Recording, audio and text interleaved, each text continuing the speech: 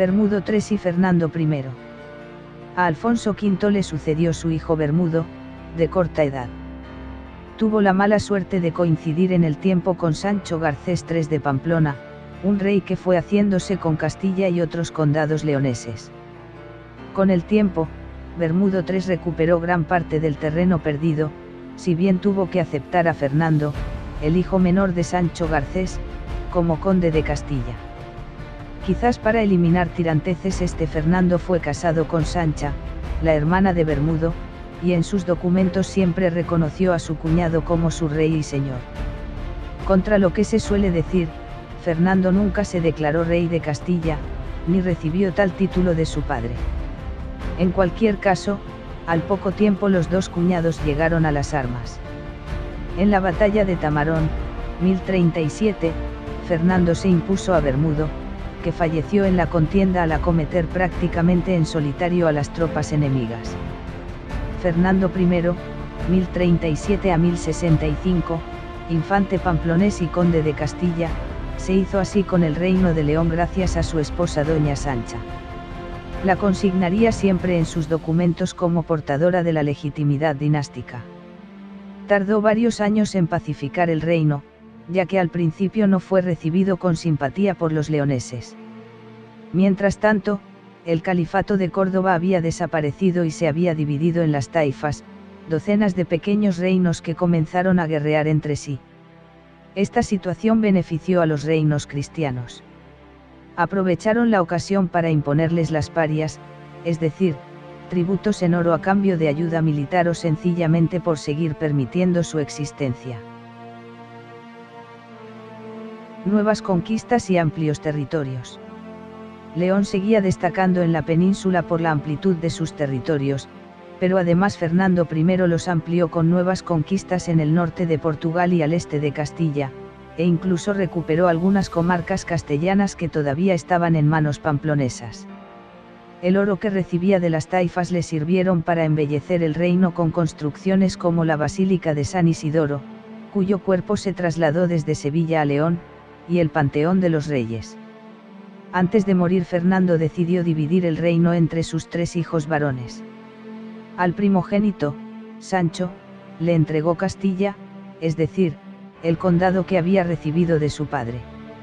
Al segundo, Alfonso, que según todas las crónicas era el hijo favorito, le concedió León, con el territorio más amplio y la capital del reino, lo que le situaba en una posición de preponderancia. Y al último hijo, García, le dio Galicia. Con este reparto Castilla ascendía de condado a reino, si bien esta situación duraría apenas 7 años.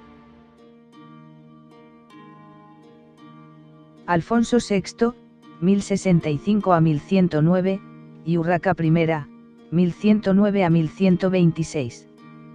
Tras varios conflictos Sancho II se hizo con el control de los tres reinos en 1072, se coronó en León y desterró a sus hermanos.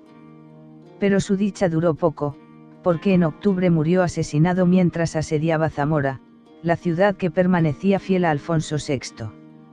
A su muerte Alfonso regresó del destierro y fue reconocido como único rey por todos los nobles. García, muy impopular incluso entre sus súbditos gallegos, fue encarcelado de por vida. Alfonso VI supo aprovechar muy bien las disensiones entre las taifas para lograr enfrentarlas, cobrarles parias e ir arrebatándoles territorio sin tener casi que arriesgar tropas.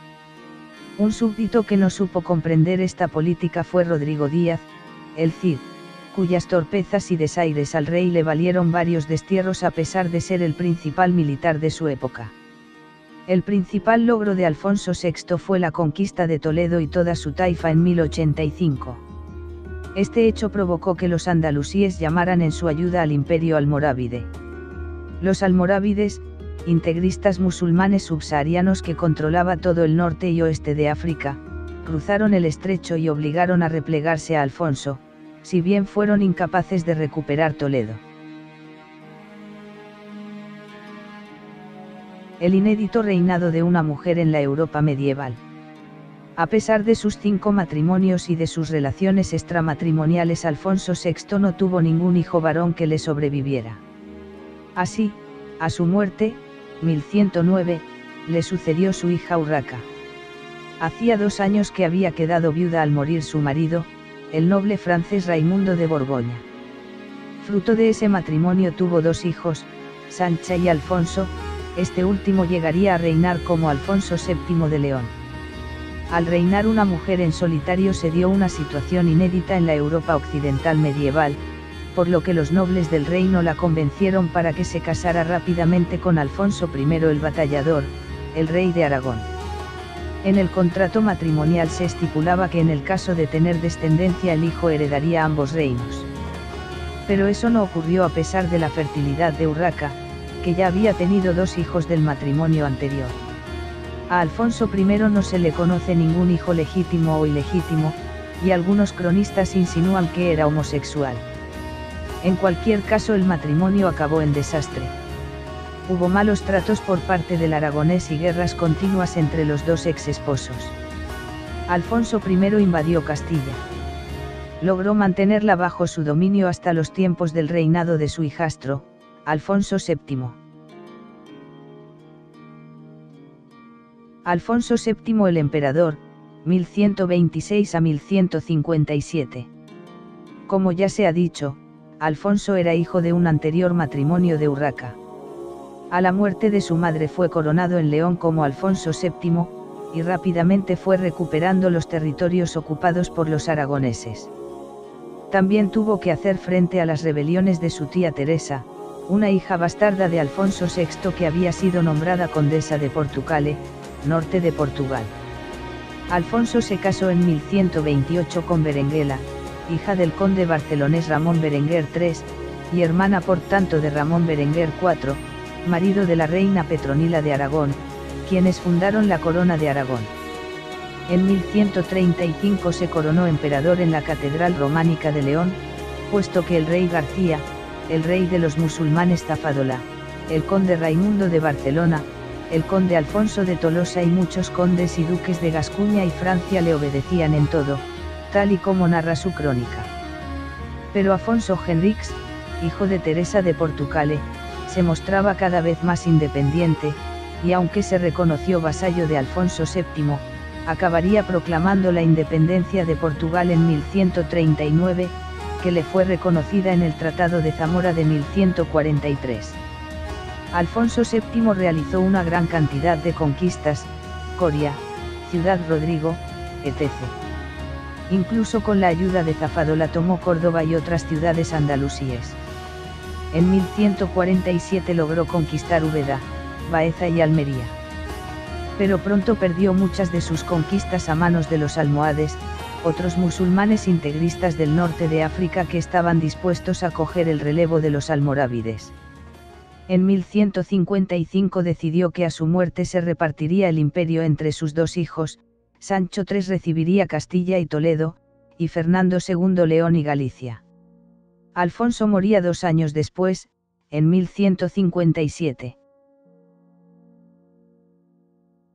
Fernando II, 1157 a 1188, y Alfonso IX, 1188 a 1230.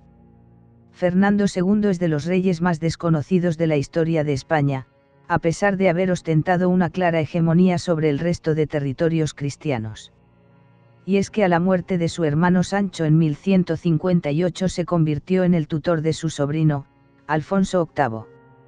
También fue el tutor de Alfonso II de Aragón, con lo que Fernando se intituló Rex Hispanorum y Rex Hispaniarum, es decir, rey de los hispanos y de las Hispanias, aunque sin atreverse a usar el título imperial de su padre. En su época el reino de León tuvo que hacer frente a tres enemigos, los almohades en el sur, los portugueses al oeste y, más tarde, los castellanos al este. Fernando tomó las principales ciudades de la actual Extremadura. Pero fueron recuperadas por los musulmanes en la ofensiva de 1174. Aunque obtuvo importantes victorias frente a los almohades, el rey leonés no logró reconquistar Cáceres, que constituía la llave de Extremadura. El nacimiento del parlamentarismo. A su muerte su hijo Alfonso IX subió al trono tras algunas dificultades iniciales. En algún momento de ese mismo año convocó curia plena en el claustro de San Isidoro, en la capital del reino. Por primera vez tenemos constancia de que acuden representantes del pueblo llano, elegidos por las ciudades, convirtiéndose así en las primeras cortes de la historia. La UNESCO ha reconocido este hecho otorgando a León el título de cuna del parlamentarismo. Es el precedente más antiguo del sistema parlamentario. Las guerras con Portugal, Castilla e incluso Aragón fueron continuas. No dejaron margen de maniobra a Alfonso IX durante muchos años. Pero en los comienzos del siglo XIII pudo rehacerse. Comenzó a centrarse en la recuperación de Extremadura. Si bien no logró hacerse con la ciudad de Cáceres hasta 1229, entre ese año y el siguiente tomó Badajoz y Mérida. Dejaba así libre el camino hacia Sevilla. Pero en el mes de septiembre de 1230, cuando se estaba dirigiendo a Santiago de Compostela, se sintió repentinamente enfermo. Acabó muriendo en Sarria el día 24. A pesar de los numerosos hijos bastardos que tuvo, complicó mucho su sucesión. Dejó como herederas del reino a sus hijas Sancha y Dulce. En contra de su voluntad, y tras muchas dudas y luchas civiles, le acabó sucediendo su hijo Fernando III. Ya estaba gobernando en Castilla. Por eso se considera que en ese momento surge la corona de Castilla. A pesar de ello, León continuó teniendo sus propias instituciones y una gran autonomía. En su territorio siguió estando vigente el libro de los jueces o fuero juzgo. Las Cortes de León y de Castilla se reunieron por separado hasta mediados del siglo XIV. El último rey de León. Todavía hubo un último rey de León, Juan I, hijo de Alfonso X el Sabio. Se intituló Rey de León, Galicia y Sevilla desde 1296 a 1300. Emitió documentos y moneda, siendo reconocido como tal por los reyes de Portugal y de Aragón. Una aclaración a estos dos capítulos, que he dedicado al Reino de León. Veamos. El presentismo en la historia medieval de nuestro país, está proliferando de una forma, un tanto injusta. No se trata de que una región fuera más importante que otra, o que una critique el ostracismo a la que le han marginado supuestos historiadores. Pues, no. No se trata de eso. Los reinos de Asturias, León, Castilla, Aragón y Pamplona, todos ellos, fueron, creaciones medievales cristianas, con un mismo objetivo común. Recuperar los territorios que invadieron los árabes en el 711. Todos estos reinos, tuvieron su punto álgido y su decadencia o debilidad en el periodo larguísimo de la Reconquista. Históricamente, todos tuvieron su importancia, en la configuración de España.